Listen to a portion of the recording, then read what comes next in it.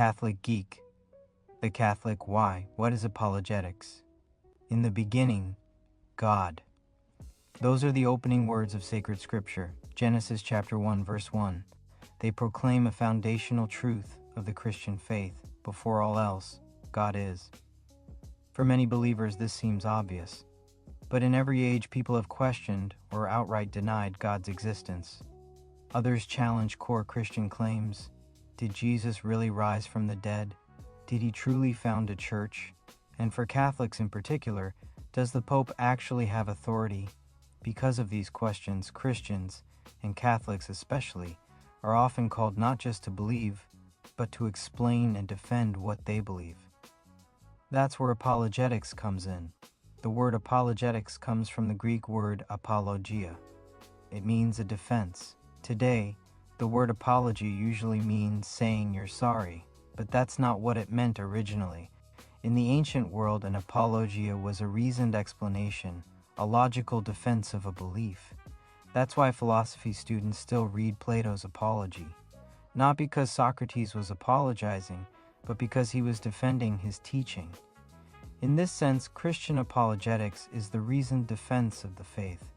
It's part of what Jesus meant when he commanded us to love God with all your heart, with all your soul, and with all your mind. Faith and reason are not enemies. When used rightly, reason serves faith, and this didn't begin centuries later. The foundations of apologetics were laid by Jesus himself. After the resurrection, Jesus did not demand blind belief. Scripture tells us he presented many proofs that he was truly risen. He appeared again and again to his disciples, even to Thomas the skeptic, inviting them to see, to touch, and to believe. From the very beginning, the gospel was proclaimed using evidence, eyewitness testimony, historical events, and public facts. St. Luke tells us this plainly, that the Christian message was handed on by those who from the beginning were eyewitnesses. St. Paul continued this mission. He didn't avoid difficult audiences. He engaged Jews, Gentiles, and even philosophers. In Athens, at the Areopagus, also known as Mars Hill, Paul spoke their language, used their categories, and proclaimed Christ without compromise. He summed up his method like this: I have become all things to all, to save at least some. That tells us something important. Apologetics is not about winning arguments. It's about winning souls.